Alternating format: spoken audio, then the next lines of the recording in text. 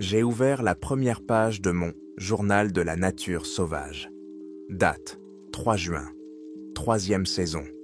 Première rencontre avec un puma. Exactement comme prévu. Le grand félin se tenait à l'extrémité de la clairière, juste en dessous de mon affût.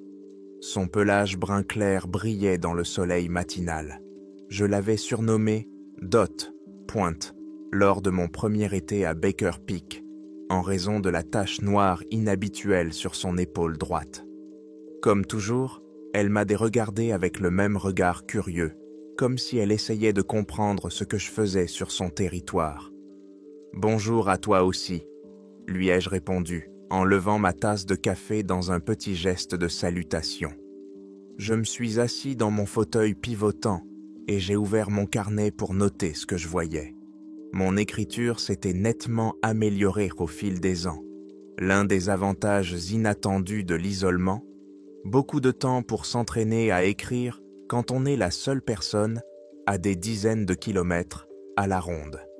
J'ai noté, le matin du 3 juin, 5h47. Dot dans la clairière nord-est. Elle revient pour la 3e saison consécutive. Elle semble en bonne santé, à son poids normal. Aucun petit en vue. Elle a observé la tour pendant environ 6 minutes, puis est partie vers le nord, dans le bosquet de sapins Douglas. La radio grésilla. Peak Baker, ici, le QG. Vérification matinale des communications. Répondez. J'ai pris le combiné. Quartier général, ici, Peak Baker. Tout était normal. Le temps est stable. 62 degrés, vent faible, sud-ouest, humidité 58%. Aucune fumée visible dans aucun carré. À vous. Bien reçu, Peak Baker, répondit la voix de Dan Mitchell. La livraison de fournitures est prévue pour lundi prochain. Besoin de quelque chose en particulier? À vous. Non, quartier général, le ravitaillement standard suffit. À vous. Compris. Bonne journée. Quartier général, terminé. Je raccrochais et retournais à la fenêtre. Ma 3e saison, en tant qu'observateur forestier, commençait exactement comme les autres. Tranquillement, normalement, exactement comme je le souhaitais. La forêt nationale d'Olympique s'étendait tout autour, des arbres verts et denses, parfois interrompus par des zones rocheuses et des prairies. Par temps clair, on pouvait voir à près de 30 miles à la ronde depuis le Peak Baker. La tour elle-même était sans prétention. Une cabine de 16 pieds sur pilotis, avec des fenêtres de tous les côtés. Mais elle est arrêtée à moi, au mois de juin, à septembre. L'espace habitable était petit, mais confortable. Un lit étroit contre un mur, une minuscule cuisine, avec une cuisinière à gaz, à 2 feux. Un bureau pour les journaux et des étagères avec les livres que j'avais apportés, ici au début de la saison. Un fauteuil, une petite table et une commode pour les vêtements complétaient l'ameublement. J'ai effectué un premier balayage de la zone, inspectant chaque secteur à l'aide de jumelles. Le payloomètre, qui est en fait une carte circulaire avec des dispositifs de visée, se trouvait au milieu de la pièce, prêt à aider à localiser avec précision tout dégagement de fumée. Au début de la saison, les incendies avaient été rares, mais la vigilance faisait partie du travail. Après ma ronde, j'ai préparé mon petit déjeuner. Des flocons d'avoine avec des baies d'or séchées et une 2e tasse de café. J'ai mangé près de la fenêtre orientale en regardant le soleil matinal sur les montagnes.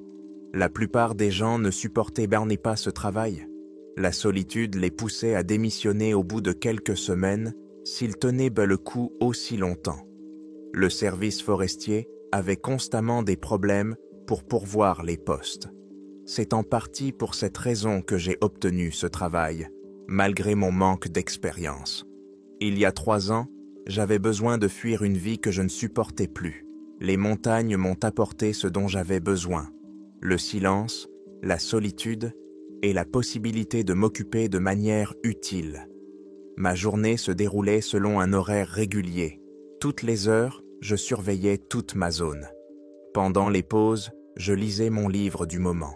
la biographie de John Muir, je faisais des croquis et je mettais à jour mon journal météo. Je prenais des notes plus détaillées que nécessaire, en suivant les tendances météorologiques d'année en année. À midi, la température avait atteint 72 degrés. J'ai ouvert toutes les fenêtres pour créer un courant d'air et je me suis changé pour ne porter qu'un t-shirt. Le panneau d'alerte incendie à l'extérieur de la tour indiquait toujours « faible », ce qui est normal pour le début du mois de juin, mais cela changera avec l'arrivée de l'été. Après avoir vérifié la communication radio à midi, j'ai sorti mon album et j'ai commencé à dessiner la chaîne de montagnes occidentales. Je n'ai jamais été doué pour le dessin, mais 2 saisons de pratique ont fait leur effet. J'aimais essayer de rendre l'impression que les arbres verts foncés proches semblaient de bleu-gris à distance. Un busard à queue rousse tournait au-dessus de la vallée. Je l'observais avec mes jumelles, planant dans les airs. La nature sauvage était l'une des raisons pour lesquelles j'aimais ce travail. La saison dernière, j'avais recensé 17 espèces d'oiseaux, 4 espèces de cerfs, de nombreux petits animaux et, bien sûr, le pumadot. Mon journal personnel contenait beaucoup plus d'entrées que les rapports officiels, simplement des choses que je remarquais et qui avaient de l'importance pour moi. J'ai déjeuné, des crackers au beurre de cacahuète et une pomme, sans quitter des yeux la recherche de fumée.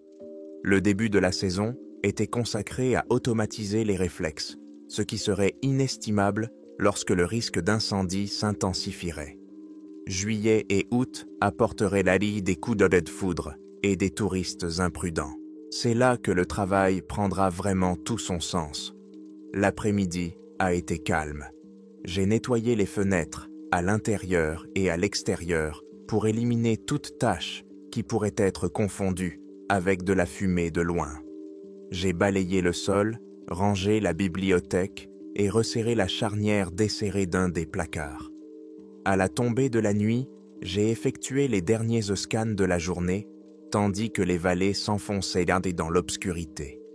Le dîner était simple, des pâtes avec des légumes secs et un peu de poulette en conserve. J'ai mangé dehors sur la plateforme autour de la tour, alors que les étoiles commençaient à apparaître. Avant que la nuit ne tombe complètement, j'ai accompli mon rituel du soir.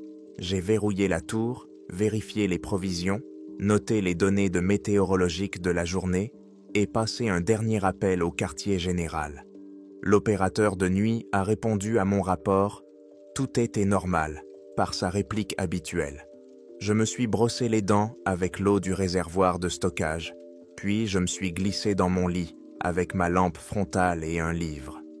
Les fenêtres ouvertes laissaient entrer les bruits de la nuit. Parfois, le cri d'un hibou, le vent dans les arbres et un silence que l'on ne trouve plus là où vit la plupart des gens. Après avoir éteint la lumière, j'ai regardé le ciel sombre, plein d'étoiles.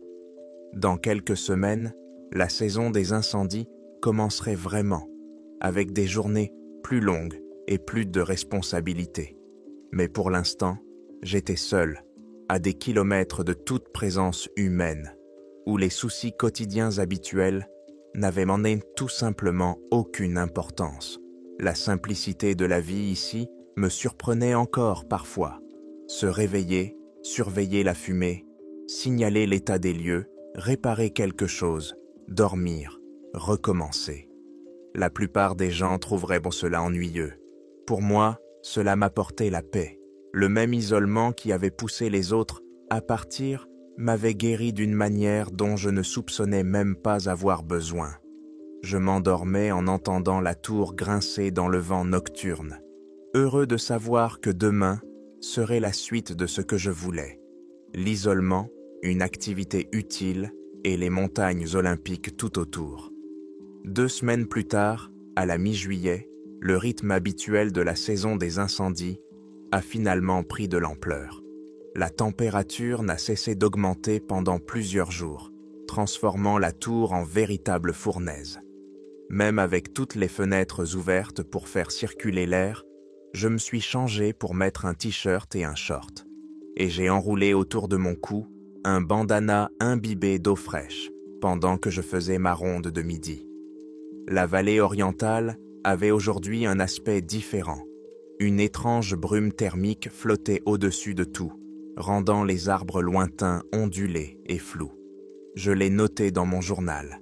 Des conditions atmosphériques inhabituelles, probablement liées à la tempête qui approchait du nord-ouest. Les prévisions météorologiques annonçaient des orages pour le soir, ce qui me poussait toujours à rester vigilant. La plupart des incendies, dans cette partie de la forêt, étaient causés par la foudre.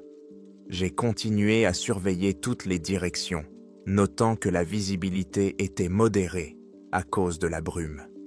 C'est alors que j'ai remarqué un mouvement à la lisière de la forêt, à environ 1 kilomètre de la tour. « Un ours », ai-je murmuré, en notant rapidement son emplacement. Les ours noirs étaient assez courants dans cette région, surtout pendant la saison des baies. J'ai continué ma ronde, vérifiant tous les secteurs avant de tout noter dans mon carnet. Une fois terminé, je regardai à nouveau vers l'endroit où j'avais vu du mouvement. Je pris mes jumelles, sans trop réfléchir, pensant que l'ours était simplement parti ou qu'il mangeait quelque chose près du bord de la clairière. Ce que je vis me fit sursauter. Cette chose s'était approchée de la tour d'au moins 30 mètres, trop rapidement pour un ours à la recherche de nourriture. J'ai essayé de mieux voir avec mes déjumelles, plissant les yeux pour percer la brume thermique. Ce n'était pas un ours, ce n'était rien. Je savais que cette chose se tenait debout, à la lisière de la forêt. Grande, très grande, au moins 2 mètres. Elle ressemblait à une silhouette humaine, mais quelque chose clochait. Ses bras et ses jambes semblaient trop longs et trop minces par rapport à son corps, comme un dessin d'enfant où tout est disproportionné. La distance m'empêchait de distinguer son visage, mais je savais qu'elle me regardait droit dans les yeux. J'ai baissé mes jumelles et me suis frotté les yeux. Quand j'ai regardé à nouveau, sans les jumelles, je voyais toujours la silhouette sombre, debout à la lisière des arbres. « Qu'est-ce que tu es, bon sang ?» ai-je murmuré. J'ai regardé à nouveau dans mes jumelles. La silhouette ne bougeait pas, mais semblait se tenir là, intentionnellement, comme si elle attendait et observait. J'ai posé mes jumelles et sorti mon journal. Ma main tremblait, mais j'ai essayé de la tenir fermement pour noter ce que j'avais vu. 15 juillet, 12h37. Silhouette non identifiée à la lisière est de la forêt, à environ 1,5 km de la tour. Au départ, son mouvement suggérait un animal sauvage, un ours, mais elle semble désormais humanoïde. Hauteur estimée, 7 pieds et plus. Corpulence extrêmement maigre avec des membres disproportionnés. Elle reste immobile à la lisière de la forêt. Peut-être un randonneur non autorisé. Ses caractéristiques physiques inhabituelles peuvent être faussées par la brume thermique. Lorsque j'ai fait un croquis rapide pour montrer la forme étrange de la silhouette, mon dessin ressemblait à celui d'un enfant, mais c'était tout ce que je pouvais faire avec mes mains tremblantes et mes piètres talents de dessinateur. J'ai essayé de trouver des explications normales. Peut-être un touriste égaré, même si personne ne devrait se trouver dans cette partie de la forêt. Ou quelqu'un avec un sac à dos ou un équipement qui le rendait étrange vu de loin. La distance et les vagues de chaleur pouvaient empêcher de voir clairement, mais quelque chose en moi me disait que c'était dangereux. Tout mon corps s'est tendu. J'ai attrapé la radio sans quitter la silhouette des yeux. « Quartier général, ici Pick Baker. Répondez. À vous. » La radio a grésillé. J'ai réessayé. « Quartier général, ici Pick Baker. Il y a peut-être une personne non autorisée dans le secteur E7. Je demande confirmation s'il y a du personnel dans la zone. À vous. » Encore des parasites, entrecoupés de fragments de mots qui apparaissaient, puis disparaissaient. La tempête qui approchait perturbait probablement les communications, ce qui arrivait plusieurs fois par saison. Je posai la radio et repris mes jumelles. La silhouette ne bougeait toujours pas. Je regardais ma montre. Je l'avais remarquée pour la première fois il y a près de 20 minutes, et depuis, elle n'avait pas bougé, à part les premiers pas qui l'avaient rapprochée de la tour. Pendant l'heure qui suivit, je passais mon temps entre mes tâches habituelles et l'observation de la silhouette. Elle restait dans la même position, immobile, pour autant que je pouvais le voir. Aucune personne normale ne reste immobile aussi longtemps. J'ai essayé à plusieurs reprises d'utiliser la radio, avec le même résultat, seulement des parasites et des fragments de conversation. Au bout de 2 heures, je regardais dans mes jumelles lorsque la silhouette a enfin bougé. Elle s'est retournée de manière presque mécanique et s'est éloignée vers la lisière des arbres. Quelques secondes plus tard, elle a disparu dans l'ombre sous les cimes. J'ai pris une profonde inspiration et j'ai senti une tension dans mes épaules. Je commençais à avoir mal à la tête, à la base du crâne. J'ai passé le reste de la journée en état d'alerte. Je vérifiais la ligne d'arbres toutes les quelques minutes, mais la silhouette n'est plus réapparue. J'essayais de me concentrer sur mes tâches habituelles. Balayage horaire, mesures météorologiques, notes dans le journal. Mais j'étais distrait et nerveux. À la fin de la journée, une tempête se profilait déjà à l'horizon. Un mur de nuages sombres se déplaçant lentement vers le pic Baker. L'air était électrique et lourd. Je savais que je devais manger quelque chose, mais je n'avais pas d'appétit. À la place, je buvais de l'eau et essayais de me calmer. « Tu es resté seul trop longtemps, » me dis-je. « Ton esprit te joue des tours. » Mais je ne pouvais pas oublier la forme étrange de cet homme, ni ma certitude qu'il m'observait. J'ai fait une dernière tentative pour contacter le quartier général avant que la tempête n'éclate. Pic Baker, test de communication. Problème de communication. Veuillez signaler les conditions météorologiques et la présence de personnel dans le secteur E7. À vous. Cette fois-ci, au lieu d'un simple bruit statique, j'ai reçu des fragments de réponse, mais rien d'assez clair pour être compréhensible. Je devrais réessayer après la tempête. Lorsque le soleil a commencé à se coucher, le ciel s'est teinté d'une couleur pourpre profonde et artificielle. Toute la forêt en contrebas semblait baignée d'une lumière rouge. J'avais vu beaucoup de couchers de soleil magnifiques depuis la tour, mais celui-ci était différent. La couleur était trop intense, rendant tout autour de moi rouge sang. Au loin, le tonnerre grondait pendant que j'accomplissais mon rituel du soir, avec une attention particulière. J'ai vérifié les serrures des portes et des fenêtres, puis je les ai vérifiées à nouveau. Je m'assurais que mes lampes de poche avaient des piles neuves et que ma radio d'urgence était chargée. La radio météo portable confirma ce que je savais déjà. De violents orages approchaient et devaient durer toute la nuit. J'ai réchauffé une boîte de ragoût de bœuf sur ma petite cuisinière à gaz, mais je n'ai pu en manger que quelques bouchées avant de la mettre de côté. Mes yeux continuaient à se tourner vers les fenêtres, scrutant la forêt qui s'assombrissait en contrebas. À la tombée de la nuit, je me tenais près de la fenêtre orientale, regardant l'endroit où j'avais aperçu la silhouette. La forêt avait disparu dans l'obscurité. Seuls quelques éclairs lointains illuminaient momentanément le paysage. Pendant ces brefs instants, les arbres semblaient bouger, leur forme changeant sous l'effet du vent et des ombres. Mais rien de grand et de mince ne dépassait de la ligne des arbres. Aucune créature aux membres incroyablement longs ne se tenait debout, observant ma tour. J'ai sorti mon journal pour la dernière fois avant de m'endormir. 15 juillet, 9 heures, 16 minutes. La silhouette n'est plus visible depuis 2h42 lorsqu'elle s'était retournée dans la forêt. La communication radio avec le quartier général est interrompue par l'approche d'un orage. Coucher de soleil étrange, une couleur rouge profond à perte de vue.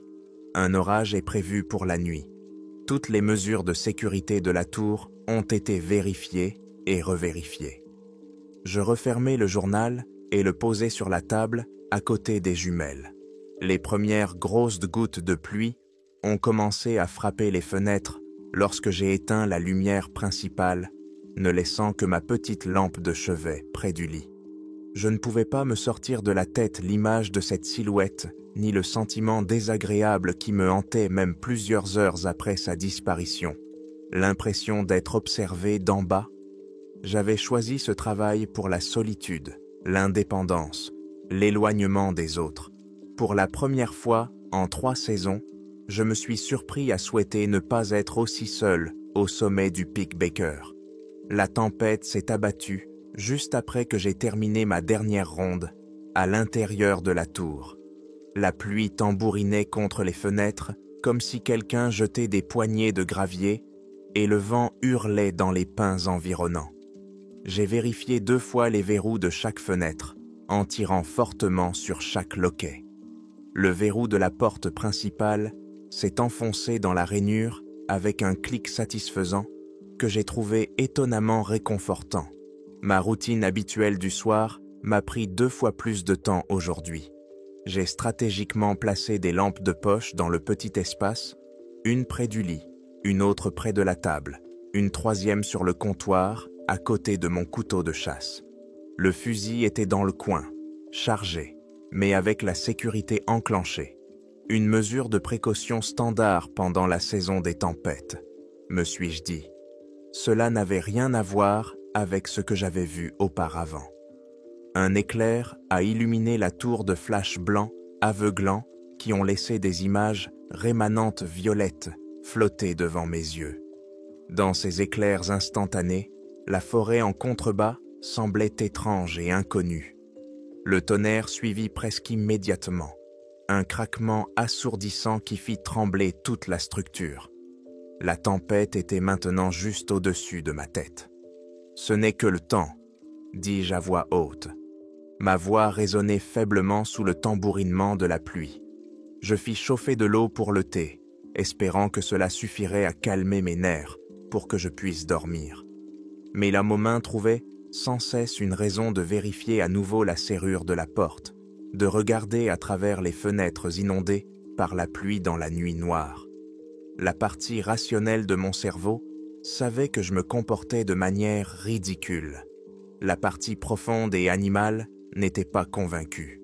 Une tasse de thé réchauffait mes mains tandis que j'étais assis sur mon lit, adossé au mur, observant la tempête qui faisait rage. Dehors, ma radio météo bourdonnait, annonçant les mouvements du système, les avertissements de violents orages dans toute la région qui devaient bien durer jusqu'au petit matin. J'ai éteint toutes les lumières, à l'exception d'une petite lampe à piles près du lit.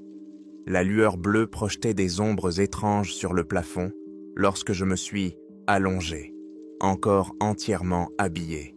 Il me semblait impossible de dormir. Mon pouls s'accélérait à chaque coup de tonnerre, à chaque gémissement de la tour qui se balançait dans le vent. Mais la fatigue a fini par l'emporter. Le bruit constant de la pluie s'est transformé en bruit blanc et je me suis plongé dans un sommeil agité. Je me suis réveillé en sursaut quelque temps plus tard, désorienté et immédiatement sur mes de garde. Mon réveil indiquait 2h07 du matin. La tempête s'était calmée, laissant place à une pluie constante. Ce n'était plus une averse violente comme auparavant. Le vent soufflait toujours par rafales, faisant grincer et trembler la tour. Mais quelque chose d'autre m'avait réveillé. Je restais assis, immobile, à écouter. Voilà. Un faible grattement, d'abord léger, puis plus intense. Il provenait de la fenêtre orientée à l'est de la tour. Une branche, murmurai-je, essayant de m'en convaincre. Les pins autour du pic Baker étaient très hauts, et, par vent fort, leurs branches pouvaient facilement frotter contre la tour. Je pris la lampe de poche près de mon lit, l'allumai et la dirigeai vers la fenêtre. La pluie m'empêchait de voir à l'extérieur, transformant la vitre en une surface sombre et ondulée. Je ne voyais rien d'autre que mon reflet. Le grincement s'est arrêté, puis a repris à la fenêtre nord. Mon cœur s'est mis à battre plus fort. Aucun arbre ne poussait assez près de ce côté de la tour pour atteindre les fenêtres. Je me suis lentement déplacé vers le milieu de la pièce, me retournant pour suivre le bruit lorsqu'il passait d'une fenêtre à l'autre. Ce n'était pas accidentel, ni causée par le vent. Cela semblait être fait intentionnellement. Puis, j'ai entendu quelque chose de nouveau. Des pas lourds qui faisaient d'homme le tour de la base de ma tour. Le rythme lent et régulier était trop régulier pour n'importe quel animal que je connaissais. Celui qui marchait là-bas avait un rythme de pas régulier, un pas à 3 temps qui s'arrêtait entre les cercles. Je reculais vers le pare-feu au milieu de la pièce, essayant de rester à égale distance de toutes les fenêtres. Je pouvais voir mon souffle devant mon visage. La température à l'intérieur de la tour avait soudainement chuté. Nous étions en juillet, mais il faisait maintenant assez froid pour voir la vapeur sortir de ma bouche. Les pas changèrent de direction. Au lieu de marcher en cercle, ils se dirigèrent vers l'escalier qui contournait l'extérieur de la tour. Les marches métalliques émettaient des sons sourds lorsque quelque chose de lourd montait, chaque pas frappant avec un poids distinct. J'ai attrapé le fusil dans le coin, mes mains transpirantes en serrant la crosse en bois. Les pas continuaient à se rapprochant chaque seconde un peu plus de la porte. J'ai essayé de compter le nombre de marches restantes. 15, 12, 10. Mais j'ai perdu le compte, car j'entendais mon pouls battre dans mes oreilles. Les pas se sont arrêtés juste derrière ma porte. Un silence qui a duré une éternité s'est installé. Je restais immobile, mon fusil pointé vers l'entrée, dans l'attente. Tout ce que j'entendais, c'était le bruit discret de la pluie et ma propre respiration saccadée. Puis la poignée de la porte bougea. Elle tourna lentement vers la droite, s'arrêtant lorsqu'elle buta contre la serrure. Après une pause, quelque chose a appuyé sur la porte. D'abord doucement, puis plus fort. Le vieux bois grinçait tandis que quelque chose poussait de l'extérieur, testant la solidité des gonds et du cadre. Le verrou restait en place, mais la porte s'est légèrement courbée vers l'intérieur sous la pression. Celui qui se trouvait sur mon porche était vraiment fort. « Qui est là ?» ai-je crié, détestant le tremblement de ma voix. Il n'y eut pas de réponse, mais la pression sur la porte s'intensifia. Les gonds ont émis un bruit fort lorsque le bois s'est courbé davantage. Le petit espace entre la porte et le cadre s'est élargi, me permettant de voir l'obscurité à l'extérieur. Plus sombre que la nuit ne devrait l'être, même pendant une tempête. Le grincement revint, cette fois directement sur la porte. De longues lignes lentes, de haut en bas, qui ne ressemblaient si pas du tout à des ongles ou à des griffes. Cela ressemblait davantage à quelque chose de dur et de pointu traîné sur le bois. Je reculai très prudemment jusqu'à ce que mes pieds heurtent de le lit. Ma main tremblait tellement que je dus serrer plus fort mon fusil pour ne pas le laisser tomber.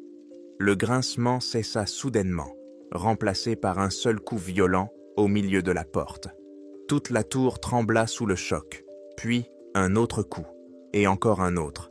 Chaque coup était donné à intervalles réguliers, comme un énorme poing exigeant qu'on le laisse entrer.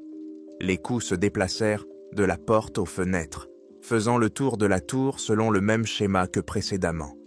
Chaque coup testait une nouvelle façon de pénétrer à l'intérieur. Le verre vibrait dans ses cadres, mais restait intact. Ces fenêtres avaient donc été conçues pour résister à des tempêtes de montagne bien pires que celle-ci. À travers le verre humide, je voyais des bribes de mouvement. Une silhouette sombre se déplaçait de fenêtre en fenêtre. Trop grande pour être humaine, trop prudente pour être animale. Ce que j'avais vu à la lisière de la forêt tournait maintenant en rond autour de ma tour. Les heures passaient à ce rythme effrayant. Les coups s'arrêtaient pendant quelques minutes, assez longtemps pour que je pense que la créature était partie, puis reprenait ailleurs. Tout le bâtiment tremblait à chaque coup. Je n'osais pas m'approcher des fenêtres. Au lieu de cela, suivant le bruit, mon fusil était inutilement pointé vers le mur d'où provenait le son. Il faisait vraiment froid, à tel point que je pouvais voir mon souffle. Lorsque j'expirais, mes doigts s'engourdissaient autour du fusil. Mais je ne savais pas si c'était à cause du froid ou de la peur. Vers 4h30 du matin, les coups ont soudainement cessé. J'attendais, les muscles endoloris par la tension, qu'ils reprennent. Les minutes se sont transformées en heures, et il n'y avait rien d'autre que le bruit discret de la pluie qui s'apaisait. Enfin, une lumière gris clair a commencé à pénétrer par les fenêtres. Je suis resté immobile jusqu'à ce que le jour se lève complètement. À l'intérieur de la tour, mes jambes me faisaient mal. Quand j'ai enfin fait un pas lent vers la fenêtre est, la forêt en contrebas semblait calme. La tempête était passée pendant la nuit. Il n'y avait pas de silhouette sombre près des arbres. Rien d'étrange ne bougeait. J'ai posé mon fusil et je me suis approché de la porte, m'arrêtant pour tenir la serrure. J'avais toujours peur de ce qui pouvait se trouver à l'extérieur, mais la journée était toujours sûre. J'ai tourné la serrure et j'ai ouvert la porte juste assez pour jeter un coup d'œil. Le porche était vide. La pluie tombait du toit, dernier vestige de la tempête nocturne. En sortant, j'ai contourné ma tour en regardant le sol en contrebas. Ce que j'ai vu m'a donné la nausée. D'énormes empreintes faisaient le tour de la base de la tour, chacune mesurant au moins 45 cm de long, avec des orteils étranges que je n'avais jamais vus dans aucun guide sur la faune sauvage. Les empreintes s'enfonçaient de près d'1 pouce dans le sol, que je savais dur et compact. Les marques dans la boue étaient partiellement remplies de qui scintillait dans la lumière du matin. Je me précipitais dans les escaliers, suivant les traces autour de la tour. Certaines traces menaient directement aux fenêtres, où je trouvais des entailles profondes, creusées dans les cadres en bois. Des lignes parallèles dans le bois, comme si elles avaient été faites avec des outils très tranchants. Je n'en croyais pas mes yeux. Ce n'étaient pas les traces d'un animal vivant dans les montagnes olympiques. Elles n'étaient pas humaines non plus. La distance entre les empreintes, environ 4 pieds l'une de l'autre, signifiait que ce qui les avait laissées était incroyablement grand. Je suis retourné en courant à la tour et j'ai attrapé mon appareil photo. Puis je suis revenu pour tout photographier avant que la pluie n'efface les preuves. Mes mains tremblaient tellement que j'ai dû serrer l'appareil contre ma poitrine pour que les photos ne soient pas floues. Après avoir pris toutes les photos possibles, je suis retourné à la tour et j'ai verrouillé la porte derrière moi. Ce que j'avais découvert était vraiment effrayant. Quelque chose était venu pendant la nuit. Quelque chose d'assez grand et puissant pour faire trembler toute la tour lorsqu'il frappait. Quelque chose d'assez intelligent pour essayer de s'introduire par tous les moyens. Quelque chose qui avait laissé des traces différentes de tout ce que j'avais vu auparavant. J'ai attrapé ma radio, désespéré de pouvoir signaler ce qui s'était passé. Mes mains m'y tremblaient lorsque j'ai appuyé sur le bouton du micro, espérant que la tempête n'avait pas endommagé l'équipement. Je saisis rapidement le micro de la radio, les mains encore tremblantes à cause de ce que j'avais découvert. Les photos que j'avais prises étaient étalées sur la table, preuve irréfutable que quelque chose d'impossible avait bougé autour de ma tour pendant la nuit. Quartier général, Peak Baker. Situation d'urgence. Répondez. À vous. Des parasites ont sifflé en réponse, entrecoupés de bruits aléatoires. J'ai réessayé en appuyant fermement sur le bouton d'émission. Quartier général, ici Peak Baker. J'ai un incident grave à signaler. À vous. La radio a grésillé, puis s'est suffisamment clarifiée pour que je puisse entendre la voix de Dan Mitchell à travers les parasites. Kerpik, ici le QG. Problème avec ton signal. Répète ton message. À toi. Je poussais un soupir de soulagement, heureux d'avoir enfin réussi à joindre quelqu'un. Dan, il s'est passé quelque chose près de ma tour la nuit dernière. Quelque chose d'énorme. Ça a essayé de s'introduire pendant plusieurs heures. J'ai des traces, des rayures sur les cadres des fenêtres. J'ai besoin que quelqu'un vienne voir ça. Il y eut encore des parasites, puis la voix de Danny revint, plus claire, mais toujours entrecoupée. Répète, tu as eu un visiteur? Pas un humain, dis-je en essayant de garder une voix calme. Quelque chose d'autre. Il a laissé des traces autour de la base de la tour. Chaque empreinte mesure au moins 45 cm de long. Il a essayé de pénétrer par chaque fenêtre, chaque porte. C'était systématique. Dan, j'ai des photos. Le silence dura si longtemps que je crus que nous avions de nouveau perdu la connexion. Finalement, sa voix revint, fine et lointaine. James, tu es resté seul là-bas pendant plusieurs semaines. L'isolement joue des tours. Ce n'est pas dans ma tête, l'interrompis-je. J'ai des preuves physiques, des éraflures profondes dans le bois, des traces plus grandes que tout ce qui devrait se trouver dans ces montagnes. Pick Baker, nous avons reçu des rapports faisant état d'une activité accrue des ours après la tempête. Probablement un ours noir, peut-être désorienté par les conditions météorologiques. Ils peuvent mieux se lever et atteindre les fenêtres s'ils sentent de la nourriture. À vous. Je fixai la radio, perplexe. Dan, je sais à quoi ressemblent les traces d'un ours. Ce ne sont pas celles-là. Écoute, James, m'interrompit-il d'une voix entraînée et apaisante qui ne fit que m'irriter davantage. Il n'est pas rare que les observateurs ressentent une certaine inquiétude après une longue période d'isolement, surtout après des tempêtes. L'esprit comble les lacunes, rendant les choses ordinaires menaçantes. Mais les doigts se crispèrent autour du micro. J'ai tiré avec une arme dans les Marines. Dan, je sais faire la différence entre l'imagination et la réalité. Cette chose était réelle, elle essayait de pénétrer à l'intérieur. Les parasites ont étouffé sa réponse, ne me laissant que des fragments. Ravitaillement dans 3 jours, au plus tôt, nous pouvons... Toutes les unités réagissent aux coups de foudre à proximité. Nous ne pouvons envoyer personne pour le moment. J'ai attendu que les parasites cessent, comptant les respirations pour rester calme. L'activité incendiaire nous a beaucoup épuisés, a poursuivi Dan. Lorsque la communication s'est stabilisée, il y avait 2 petits foyers d'incendie causés par la foudre près de Reynolds Ridge, et nous avons déjà 3 équipes sur place.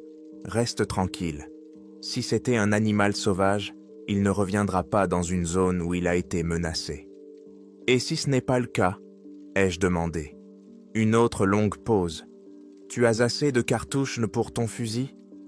Oui. Alors garde-le à portée de main. Mais James. Sa voix s'est adoucie, laissant transparaître une sincère inquiétude. La plupart des incidents étranges ont des explications naturelles. Repose-toi. Prends des photos de tout ce qui sort de l'ordinaire. Nous enverrons une livraison régulière de fournitures dans 3 jours, avec des provisions supplémentaires. Je voulais protester, lui faire comprendre la gravité de ce qui s'était passé, mais les parasites de plus en plus forts m'indiquaient en effet que la communication était à nouveau coupée. Pick Baker, le quartier général quitte l'antenne. Vérifiez régulièrement la communication. Terminé. La transmission s'est terminée, me laissant seul avec mes photos et ma certitude que ce qui m'avait rendu visite pendant la nuit reviendrait. J'ai passé la matinée à vérifier tous les points d'entrée possibles dans la tour. Les 4 grandes fenêtres, nord, sud, est et ouest, étaient donc toujours intactes, même après tous les coups qu'elles avaient encaissés pendant la nuit. La fenêtre ouest était celle dont le cadre était le plus endommagé, avec de profondes rayures sur les bords du bois. C'était aussi la plus ancienne, installée 2 saisons avant les autres. Lors de sa réparation, son joint d'étanchéité avait toujours été un peu moins performant, laissant passer l'air froid. Au cours de la journée, j'ai ajouté des vis supplémentaires à chaque loquet de fenêtre, serrant tout ce que je pouvais trouver. La porte a fait l'objet d'une attention particulière. J'ai fabriqué un support rapide à l'aide d'une étagère coincée entre la poignée et le mur opposé. À midi, la forêt en contrebas semblait parfaitement paisible. Les oiseaux étaient revenus dans les arbres autour de la tour, leurs cris créant un bruit de fond habituel. Si je n'avais pas eu les preuves de la nuit dernière, j'aurais pu me dire que rien ne s'était passé. Mais les photos ne mentaient pas, tout comme les marques sur l'arbre. Je préparais le déjeuner, de la soupe en conserve, réchauffée sur la cuisinière à gaz, mais je ne pus en manger que quelques bouchées. avant de la mettre de côté. Je n'avais plus faim. Je réfléchissais à la manière de survivre à une nouvelle nuit. Dans l'après-midi, j'effectuais des tâches de maintenance avec une nouvelle urgence. J'ai déplacé ma petite table devant la porte pour créer une barrière supplémentaire. Je n'avais pas beaucoup de meubles dans la tour, mais j'ai placé ceux que j'avais entre les fenêtres et mon lit pour créer des obstacles. J'ai mis mon couteau de chasse sous mon oreiller. Je gardais mon fusil dans mes mains ou juste à côté de moi. J'ai vérifié mes munitions. 27 cartouches pour le fusil. Plus que suffisant pour toute menace ordinaire. Mais je n'étais pas sûr que cela soit suffisant pour ce à quoi j'étais confronté. Lorsque le soleil a commencé à se coucher derrière les crêtes occidentales, j'ai rempli d'eau tous les récipients dont je disposais. Si je devais rester enfermé pendant plusieurs jours, j'aurais besoin d'eau. Mais tes réserves de nourriture suffiraient pour 2 semaines si je faisais attention. À 7 heures du soir, j'ai effectué la vérification habituelle des communications par radio. Le respect de la routine semblait important pour une raison quelconque, comme quelque chose de normal auquel on pouvait se raccrocher. Quartier général, Pick Baker, contrôle de communication du soir, pas de fumée, temps clair, température de 65 degrés, en baisse. Bonne visibilité dans toutes les zones. À vous. Seul le bruit statique répondit. La tempête avait dû endommager l'équipement quelque part sur le répéteur. J'essaierai à nouveau plus tard. Le soir tombait très lentement. Je continuais à scruter la ligne des arbres. Rien ne bougeait, à part les branches qui se balançaient dans la brise légère. La nuit s'était complètement installée vers 10 heures du soir. Je laissais allumer la seule petite lumière disponible, une lampe à pile que je pouvais éteindre rapidement si nécessaire. Le fusil reposait sur mes genoux tandis que j'étais assis sur le lit, le dos appuyé contre le mur, face à la fenêtre ouest, celle dont le joint était défectueux. Si quelque chose devait se reproduire, c'était par là que cela passerait, semblait-il. Le temps passait très lentement. Les bruits habituels de la forêt, les insectes, le cri occasionnel d'un oiseau nocturne, le vent dans les aiguilles de pin, donnaient une impression de paix. Ma montre indiquait 23h58 lorsque ces bruits cessèrent soudainement. Tout était calme sur la montagne. Même le vent s'était arrêté, laissant place à un silence étrange et vide qui me donna la chair de poule. Minuit arriva, marqué seulement par la douce lueur du cadran de ma montre. Minuit et 1 minute, minuit et 2 minutes. Chaque minute semblait interminable, tandis que j'essayais d'entendre quelque chose derrière les murs de la tour. Le premier coup fut porté à minuit, 7 minutes. Un coup puissant sur le mur nord, qui fit légèrement trembler toute la structure. Le son ne ressemblait pas à un coup de poing ou à un instrument que je connaissais, mais plutôt à quelque chose de dur et de lourd, lancé contre le mur extérieur avec une force considérable. En travaillant autour de la tour dans le sens des aiguilles d'une montre, avec des vérifications soigneusement planifiées entre les coups, j'ai entendu du bruit, des pas lourds, tournoyant en bas, puis montant l'escalier extérieur avec cet étrange rythme à 3 temps que j'avais entendu la nuit dernière. Il a fait très froid dans la tour, très rapidement. Bientôt, je pouvais voir mon souffle devant mon visage. Même si nous étions en juillet, le froid était soudain et anormal, et il me faisait trembler de tout mon corps. Je gardais mon fusil pointé vers chaque fenêtre. Alors que les coups se déplaçaient autour de la tour, le verre vibrait, mais tenait bon. Ce qui se trouvait à l'extérieur semblait tester très prudemment chaque moyen possible d'entrer. 1 heure après le début de l'attaque, quelque chose de nouveau s'est produit. De quelque part dans la forêt en contrebas, lointain mais clair, est venu un son qui m'a terrifié. « Aidez-moi » La voix semblait humaine, masculine, effrayée, criant depuis les arbres à l'est de la tour. « Il y a quelqu'un, à l'aide !» Mon premier réflexe fut de répondre, de chercher celui qui était en détresse. Mais quelque chose n'allait pas. La voix semblait étrange. Les mots ne sortaient pas couramment, comme si quelqu'un essayait de parler comme un humain, mais n'y parvenait pas tout à fait. La voix a appelé à nouveau, cette fois depuis l'ouest, ce qui n'avait aucun sens, car c'était trop loin pour y arriver aussi vite. « Je suis blessé. Aidez-moi, s'il vous plaît. » Puis, venant du nord, « Allô, il y a quelqu'un là-haut ?» Et enfin, juste sous la tour, « James, James, fais-moi entrer. » Ce dernier appel utilisait mon nom, ce qui me donna la nausée. La voix semblait plus humaine maintenant, mais elle avait toujours quelque chose d'étrange que je ne pouvais expliquer. C'était comme écouter une de ces voix informatiques qui semblent presque réelles, mais pas tout à fait.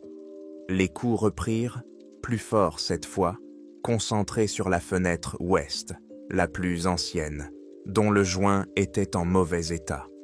Chaque coup faisait légèrement fléchir la vitre, comme pour tester sa résistance avant de se briser. À 2 heures du matin, la chose à l'extérieur a essayé quelque chose de nouveau. Les coups ont cessé, remplacés par des bruits prudents sur les bords de la fenêtre ouest, des grattements, des tiraillements, comme si quelque chose travaillait sur les endroits où la vitre rencontrait le cadre. Je traversais silencieusement la pièce, m'assurant d'avoir une bonne vue sur la fenêtre. Dans l'obscurité, je pouvais voir quelque chose bouger sur le bord inférieur, quelque chose qui arrachait le joint d'étanchéité, retirant le matériau qui scellait la fenêtre. Ce n'était pas une violence gratuite, c'était une solution intelligente au problème. La radio s'est soudainement mise à grésiller sur mon bureau, me faisant tellement sursauter que j'ai failli appuyer sur la gâchette. Il n'y avait pas de voix, seulement des parasites et quelque chose qui ressemblait à une respiration lourde. Je me suis reculé dans un coin, le fusil pointé vers la fenêtre. Il faisait si froid que du givre commençait à se former sur la vitre. En juillet, à seulement 4000 pieds d'altitude, mes mains étaient engourdies autour du fusil, même si je continuais à essayer de les réchauffer. À 3h17 du matin, selon ma montre, le joint s'est détaché. Je l'ai entendu se détacher avec un léger bruit, puis j'ai senti une pression sur la vitre elle-même. La fenêtre a commencé à se courber vers l'intérieur avec force, appuyant sur les 4 coins en même temps, comme si elle avait plus de mains qu'elle n'aurait dû en avoir. La vitre a émis un grincement lorsqu'elle s'est trop courbée. De petites fissures ont commencé à apparaître sur les bords et se sont propagées vers l'intérieur à chaque seconde. J'ai apparemment tiré. Le coup de feu a été assourdissant dans la petite pièce. La fenêtre a volé en éclats, les morceaux de verre scintillant dans l'obscurité.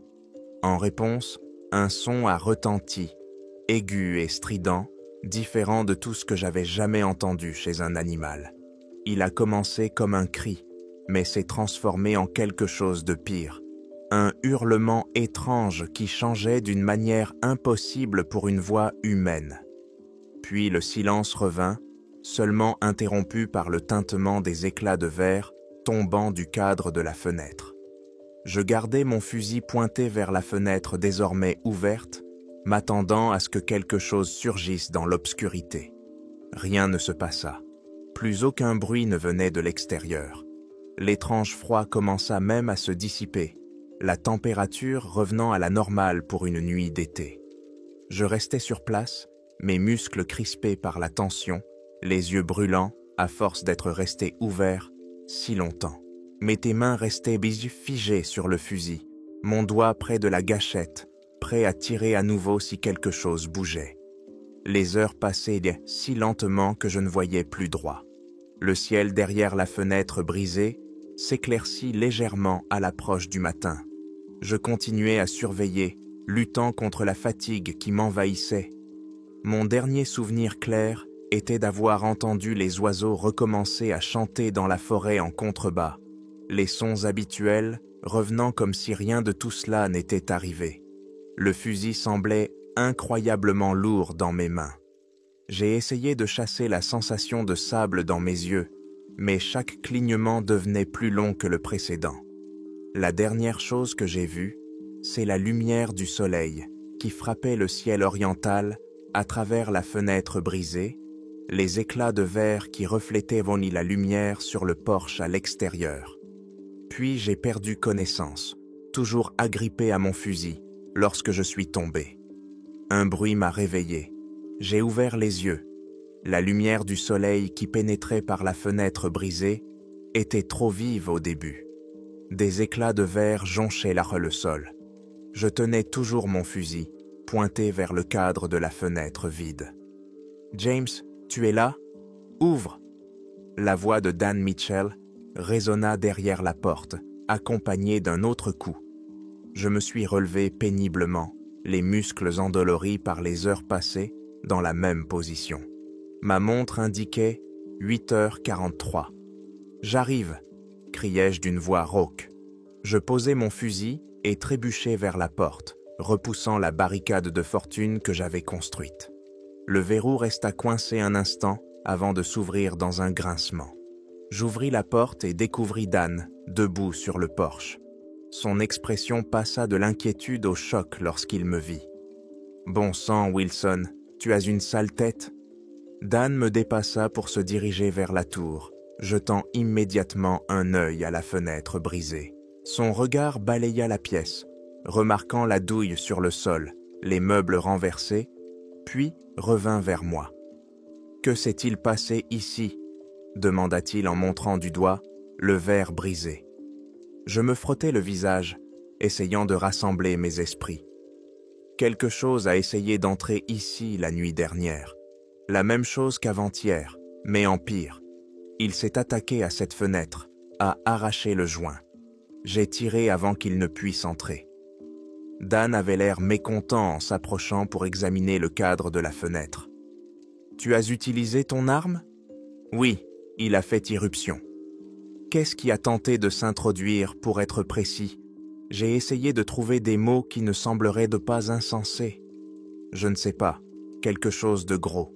La même chose qui a laissé les traces dont je t'ai parlé à la radio. » Le visage de Dan est devenu sérieux. « C'est vrai, les traces. » Il a inspecté à nouveau la tour. « Nous avons perdu le contact radio avec toi hier soir. Tu n'as pas répondu non plus au contrôle matinal. Comme tu ne répondais pas sur le canal d'urgence, j'ai décidé d'arriver plus tôt au lieu d'attendre la livraison prévue. » Il souleva un morceau de verre entre ses doigts, le regarda avant de le lâcher. « Donc, tu dis que tu as tiré dessus? Sur quelque chose qui essayait de pénétrer dans ta tour? »« Oui, regarde le cadre de la fenêtre, » insistai-je. « Tu vois ces marques? Quelle que soit la nature de cette chose, elle s'est systématiquement attaquée au joint. Ce n'était pas un ours ni aucun autre animal.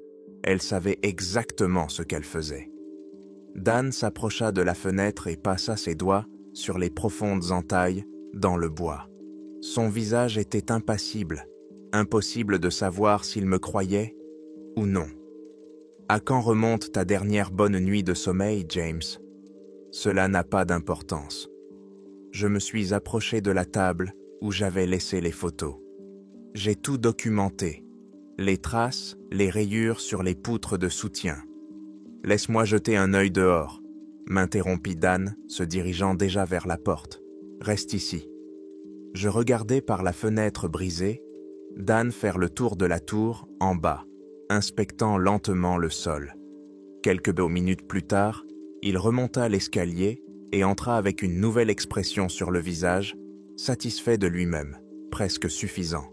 « Le mystère a été résolu, » annonça-t-il. « Tu as tiré sur un cerf. »« Quoi ? Il y a du sang sur le sol sous la fenêtre. Les traces mènent à la forêt. Ce devait être un beau mâle qui s'était approché de la tour, probablement attiré par la lumière. Tu as paniqué et tu as tiré. Je l'ai regardé fixement. Ce n'était pas un cerf, je sais ce que j'ai vu. » « Et qu'as-tu vu exactement, James ? Parce que ta transmission radio mentionnait quelque chose avec des traces de 45 cm qui parlent avec des voix humaines.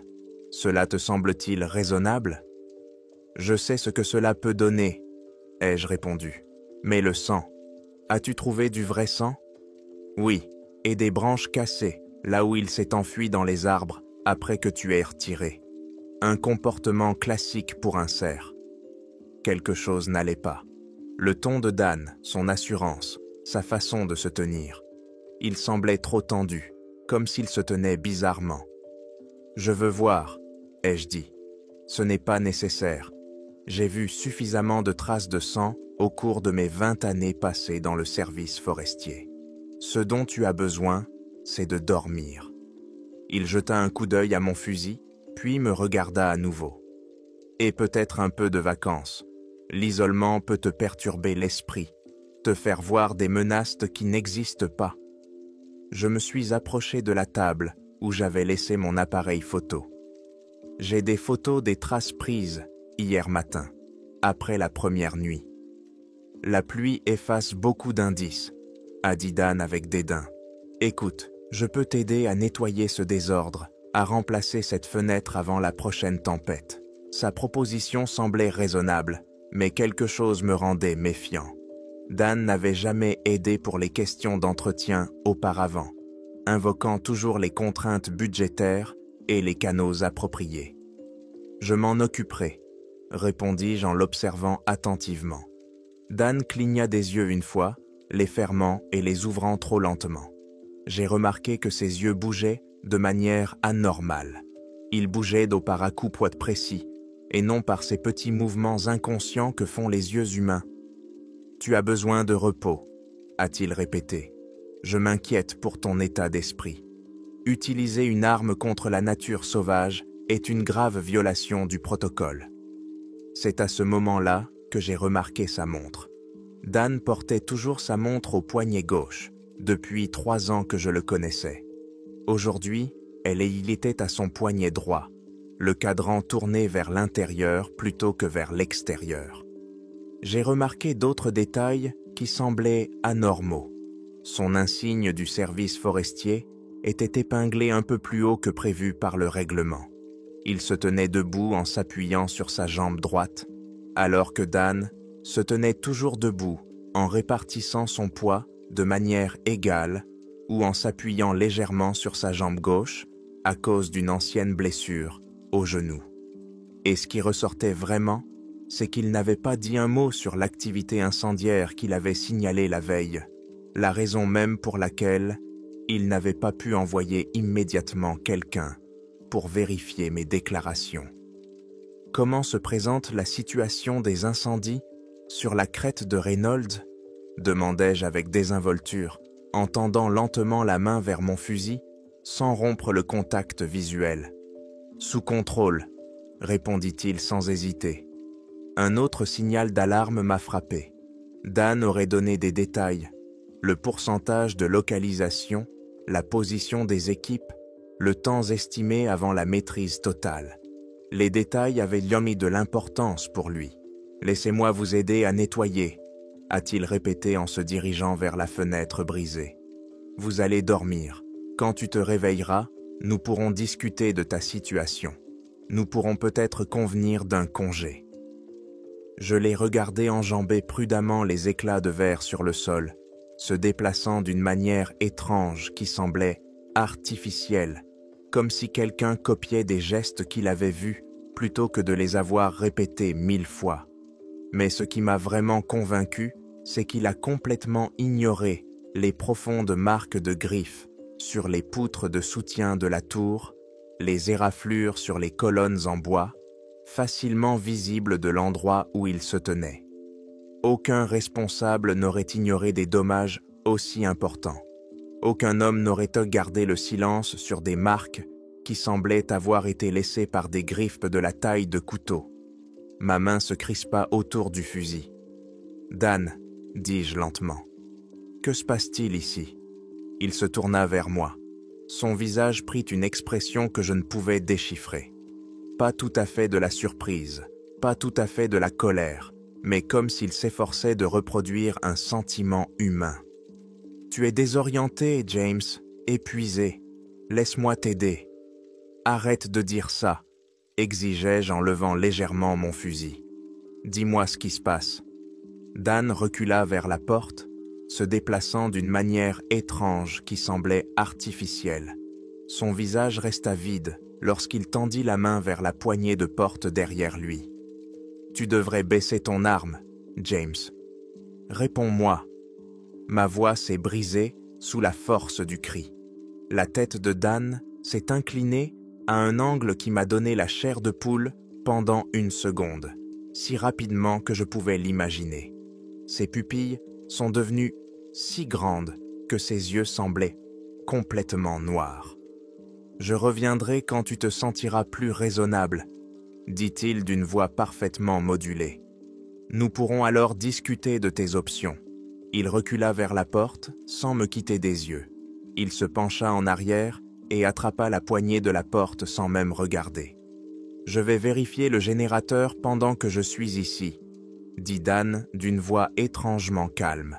« Cela expliquera peut-être tes problèmes avec la radio. » Je le regardais descendre l'escalier extérieur à travers la fenêtre brisée, se déplaçant avec cette étrange démarche mécanique que j'avais remarquée plus tôt. Il y avait quelque chose dans sa façon de se déplacer qui semblait calculé, comme s'il réfléchissait à chaque pas au lieu de simplement marcher normalement. Au moment où il contourna l'arrière de la tour, je remarquai quelque chose qui m'avait échappé auparavant. Des taches sombres sur les talons de ses bottes. Ce n'était pas de la boue, c'était du sang. Je pris rapidement mon fusil et mes munitions. Si ce n'était pas Dan, et j'étais presque sûr que ce n'était pas lui, je devais découvrir ce qui était arrivé au vrai Dan Mitchell. Je n'avais que quelques minutes avant que celui qui se faisait passer pour mon chef ne revienne. Je descendis rapidement et silencieusement les escaliers, en restant sous les fenêtres pour ne pas être vu d'en haut. L'air matinal était frais sur mon visage après la chaleur étouffante de la tour. Les oiseaux s'étaient tus, rendant le silence autour de la clairière anormalement pesant. Au lieu de me diriger vers le générateur où Dan s'était rendu, je pris la direction opposée, vers la ligne d'arbres à l'est, où j'avais aperçu pour la première fois cette étrange silhouette quelques jours auparavant. Mes débottes laissaient dans des traces nettes dans la rosée matinale, mais je ne pouvais pas m'en soucier pour l'instant. Les arbres se sont rapprochés autour de moi, leurs branches s'accrochaient à mes vêtements. En m'enfonçant dans la forêt, j'ai presque immédiatement trouvé ce que je cherchais. Un sentier tracé dans la végétation, partant de la tour, des brindilles de cassé, des fougères pliées et des taches sombres sur les feuilles formaient une trace nette. Alors que je suivais ces traces, tous les bruits de la forêt cessèrent. Plus aucun chant d'oiseaux, plus aucun bourdonnement d'insectes.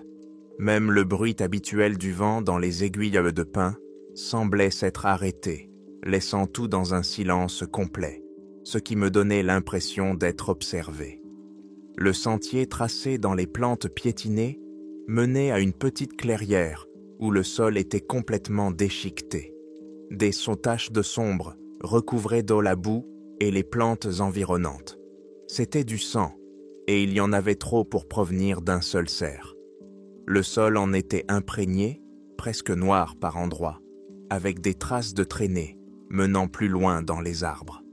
Je jetai un coup d'œil vers la tour, désormais à peine visible à travers les arbres. Aucun signe de mouvement. Je continuai à avancer en suivant les traces de traînées, mon doigt près de la gâchette du fusil. Quelque chose de pâle était coincé dans une branche à ma hauteur d'épaule. Un morceau de tissu de couleur kaki avec une bande vert foncé. L'uniforme standard du service forestier. Ma bouche s'est asséchée lorsque j'ai vu d'autres vêtements déchirés éparpillés sur le sentier, 20 mètres plus loin. Quelque chose gisait dans les buissons. Au début, j'ai pensé qu'il s'agissait d'un gant de travail jeté, couvert de boue. Puis j'ai vu les ongles, une main humaine, arrachée au niveau du poignet, paume vers le haut, comme si elle tendait le bras. La peau avait déjà pris un aspect cireux, comme de la chair morte, mais la montre fonctionnait encore, le cadran tourné vers l'extérieur, sur la main gauche, la montre de Dan. J'ai réprimé l'envie de vomir et me suis forcé à avancer. La traînée de sang s'arrêtait dans un petit creux sous un arbre tombé, partiellement recouvert de branches et de débris forestiers, empilés à la hâte. J'ai utilisé le canon de mon fusil pour écarter le couvert et j'ai vu ce qui se trouvait en dessous. Ce qui avait autrefois été Dan Mitchell regardait vers le haut avec des orbites vides, la mâchoire pendante de manière anormale. Je l'ai reconnu uniquement grâce à l'insigne du service forestier, toujours accroché à ce qui restait de sa chemise, et à la boucle particulière de sa ceinture. Une truite argentée qu'il avait gagnée lors d'un tournoi de pêche il y a des années. Le corps semblait usé. C'était le seul mot qui me venait à l'esprit. La peau pendait par endroits. À d'autres, elle avait été étirée et déchirée, comme si quelque chose à l'intérieur l'avait porté comme un costume avant de le rejeter pour en trouver un meilleur. La poitrine était déchirée et les organes avaient disparu. La prise de conscience de ce que je voyais m'a profondément bouleversé. Dan n'avait pas simplement été tué, il avait été assemblé. Ce qui se trouvait dans la tour n'agissait pas simplement comme Dan. Cela le portait, et je l'avais laissé seul dans sa tour. Je fis demi-tour et me mis à courir, sans me soucier du bruit que je faisais. Les branches polies me fouettaient le visage, tandis que je me frayais un chemin à travers les buissons, essayant de revenir avant que ce qui se faisait passer pour Dan ne décide de m'ajouter à sa collection. Je sortis des arbres, haletant, avec la tour désormais clairement visible à travers une petite clairière. La porte en haut de l'escalier était ouverte et se balançait légèrement dans le vent. Du sang frais était étalé sur les marches en bois, formant une traînée qui menait de la tour jusqu'au sol et disparaissait dans les arbres de l'autre côté de la clairière. Dan était parti. J'étais horrifié par ce que j'avais découvert, mais soulagé que cette chose soit partie.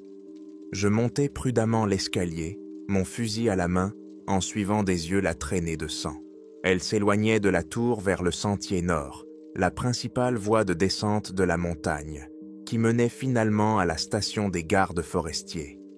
Pendant que je montais les escaliers, le sang m'a révélé ce qui s'était passé. Ce qui se faisait passer pour Dan était entré dans la tour pendant mon absence, avait erré à l'intérieur, puis était sorti et avait descendu la montagne.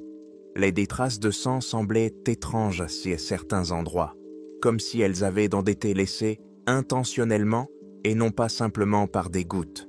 Je suis arrivé en haut de l'escalier et j'ai jeté un œil à l'intérieur. La tour semblait normale, à une exception près. Ma caméra n'était plus sur la table où je l'avais laissée. Les photos des traces et des marques de griffes avaient également disparu. Ma radio était posée au milieu de la table, réglée sur le canal d'urgence. Elle ne faisait que de l'électricité statique, mais quelqu'un avait réglé le volume au maximum. Le bruit était très fort dans la petite pièce. Je l'ai éteinte et je suis resté debout dans le silence soudain, essayant de comprendre ce qui s'était passé. Le vrai Dan Mitchell était mort, son corps mutilé et abandonné dans la forêt. Quelque chose qui lui ressemblait, trait pour trait, avait pris mes preuves et descendait la montagne vers les gens. Et j'étais seul au sommet du pic Bucker, avec une fenêtre cassée. Il ne me restait que peu de provisions, et je savais que cette chose reviendrait, soit sous les traits de Dan, soit sous ceux d'une nouvelle personne. Je me tenais dans le silence de ma tour fracturée, et une seule pensée claire me traversait l'esprit. Je devais quitter cette montagne. Je l'ai compris immédiatement. Je ne pouvais pas rester ici. La tour n'était pas sûre. Il me restait peut-être 1 heure de lumière du jour. Mais attendre jusqu'au matin signifiait passer une autre nuit seul avec cette fenêtre brisée. J'ai attrapé mon sac à dos et j'en ai vidé le contenu sur le lit. Ma main tremblait. Je devais voyager léger, mais bien préparé. J'ai fourré dans mon sac une trousse de premiers secours, une bouteille d'eau, des barres de protéinés, une lampe de poche, des allumettes et mon couteau de chasse. Ma montre indiquait 20h27. Si je me dépêchais, je pouvais atteindre la station des gardes forestiers avant minuit. J'ai enfilé mes chaussures de randonnée les plus solides et mis une chemise à manches longues sous ma veste. Même si c'était l'été, il ferait froid dans la forêt une fois la nuit tombée. J'ai chargé mon fusil et compté les cartouches qui me restaient. 26 cartouches. La seule douille tirée la nuit dernière gisait là où elle était tombée, près de la fenêtre. Après avoir jeté un dernier regard sur le petit espace qui avait été ma maison pendant 3 saisons, je descendis les escaliers, mon fusil à la main. La clairière autour de la tour semblait ouverte et sans protection. Je vérifiai le sol à la recherche de traces fraîches, mais je ne trouvais que les empreintes de bottes laissées le matin même, les miennes et celles de Dan. Je ne parvenais toujours pas à considérer cette chose comme un être humain. Le sentier principal qui descendait de la montagne était le chemin le plus rapide, large, bien entretenu et rectiligne. C'était aussi le chemin le plus prévisible, ce qui le rendait dangereux. Ce qui portait la peau de Dan saurait que j'utiliserais probablement ce chemin pour m'enfuir. Au lieu de cela, j'ai bifurqué vers l'est, vers un sentier de service qui rejoignait une ancienne route forestière. Le chemin était plus long et plus accidenté, mais moins évident. Je me suis enfoncé dans la forêt dense, laissant la clairière derrière moi. Après 10 minutes de marche soutenue, je me suis arrêté pour reprendre mon souffle et m'orienter. Le pickbucker s'élevait derrière moi. Ma tour d'observation était désormais cachée par les arbres. Le sentier principal menant à la station des gardes forestiers m'aurait conduit vers le nord-ouest, mais j'avais prévu de continuer vers l'est pendant encore 1 kilomètre, avant de bifurquer vers le nord à travers un ravin qui rejoignait finalement la route environ 11 kilomètres plus bas. La première heure s'écoula dans un silence tendu. J'avançais aussi vite que le terrain le permettait, en restant baissé et en m'arrêtant souvent pour écouter. La forêt semblait anormalement calme. Il y avait moins d'oiseaux que d'habitude. Aucun petit animal ne se déplaçait dans les buissons. Le soleil descendait derrière les montagnes. Je trébuchais sur les racines saillantes. Je retrouvais mon équilibre en m'agrippant au tronc d'arbres et je me forçais à maintenir un rythme constant, même si j'étais fatigué. Chaque brindille craquante me faisait sursauter. Chaque bruit lointain me faisait lever mon fusil. Ce que je voyais, le corps vide de Dan, la créature qui portait sa peau, rendait chaque pas plus difficile. La lumière s'est éteinte lorsque le soleil a complètement disparu. J'ai brièvement envisagé d'utiliser ma lampe de poche, mais j'ai décidé de ne pas le faire. Mieux valait avancer lentement dans l'obscurité que de révéler ma position par la lumière. Mes yeux s'étaient là suffisamment adaptés pour distinguer le sentier général, même si les détails se perdaient dans l'ombre. Après 1 heure supplémentaire d'avance prudente sur un terrain de plus en plus difficile, j'ai atteint le ravin que je cherchais. Il descendait abruptement de la montagne, avec des pierres instables et des arbres tombés sur le chemin. À la lumière du jour, cela aurait été difficile. Dans l'obscurité grandissante, c'était dangereux. Je descendais à moitié, glissais à moitié sur les parties les plus raides, utilisant les arbres et les rochers pour garder l'équilibre. Mes mains étaient donc devenues rugueuses à force de m'agripper à l'écorce rugueuse et côté rocher. À 2 reprises, j'ai complètement perdu l'équilibre et j'ai glissé sur plusieurs mètres avant de me rattraper. À chaque trébuchement, le fusil me heurtait douloureusement le dos. Le ravin s'est finalement aplani en une vallée étroite. D'après ma carte mentale, j'avais parcouru environ 5 miles depuis la tour. 5 miles supplémentaires sur un terrain plus facile m'auraient conduit à la route principale, où j'aurais pu trouver de l'aide auprès des véhicules qui passaient. Le crissement de bottes sur le gravier devant moi m'a fait sursauter. Je me suis accroupi derrière un tronc d'arbre tombé, mon fusil à la main. Le bruit s'est répété, des pas déterminés qui remontaient la vallée vers moi. J'ai désactivé la sécurité avec mon pouce, la bouche sèche de peur. Un faisceau de lumière a balayé les arbres, une lampe torche. Les pas ont ralenti, prudemment. « Allô ?» a appelé une voix masculine. « Service forestier, il y a quelqu'un, Je reconnus la voix. Ryan Campbell, l'un des gardes forestiers du parc qui patrouillait dans ce secteur. Je ressentis un tel soulagement que je faillis m'évanouir. Je voulus crier, mais je m'en empêchais. Après ce qui était arrivé à Dan, je ne pouvais pas me fier à ce que je voyais. La lumière se rapprochait. Je pouvais maintenant voir la silhouette de Ryan. Avec son chapeau et son uniforme de garde forestier, il marchait comme s'il connaissait cette forêt comme sa poche. « Je sais qu'il y a quelqu'un là-bas » a-t-il crié. « Je vois vos traces dans la boue. Identifiez-vous. » J'ai pris une profonde inspiration. « Ryan, c'est James Wilson de Baker Peak. » La lumière se balança vers ma cachette, m'aveuglant un instant. « James, qu'est-ce que tu fais ici après la tombée de la nuit ?» Je me levai lentement, tenant mon fusil vers le bas, mais prêt à tirer. Il s'est passé quelque chose à la tour. Dan Mitchell est mort. Ryan baissa légèrement sa lampe torche en s'approchant. « Ah, mort? Que s'est-il passé ?»« C'est compliqué, » dis-je en l'observant attentivement. J'ai trouvé son corps dans les bois. Quelque chose qui se faisait passer pour lui. Le visage de Ryan s'éclaircit lorsqu'il s'approcha. Il ne souriait pas. Son expression était sérieuse, préoccupée, mais elle semblait humaine, contrairement à celle de Dan. « Doucement, » dit-il en levant la main.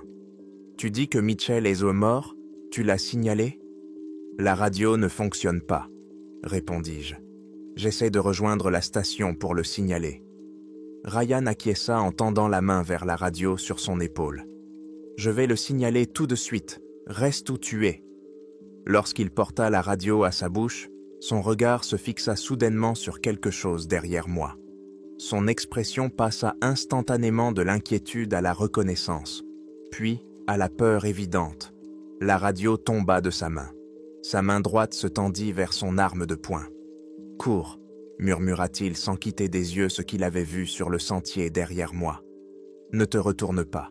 Cours, c'est tout. » Tous mes instincts me poussaient à me retourner pour voir ce qui avait provoqué une telle réaction.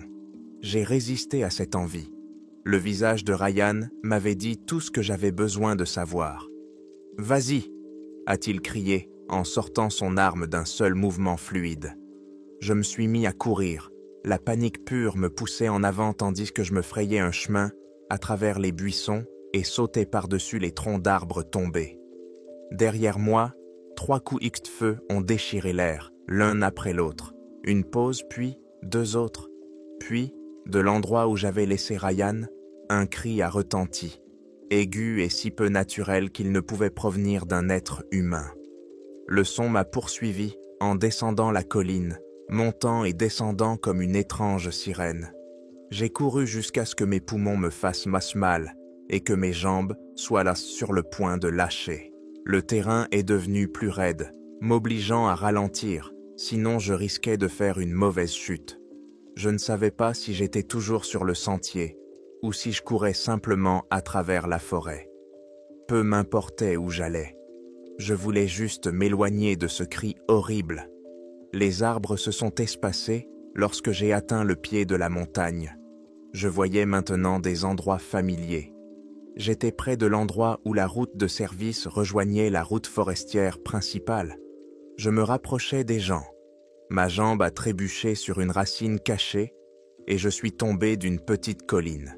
Je tombais lourdement sur le côté. Le fusil se retrouva sous moi.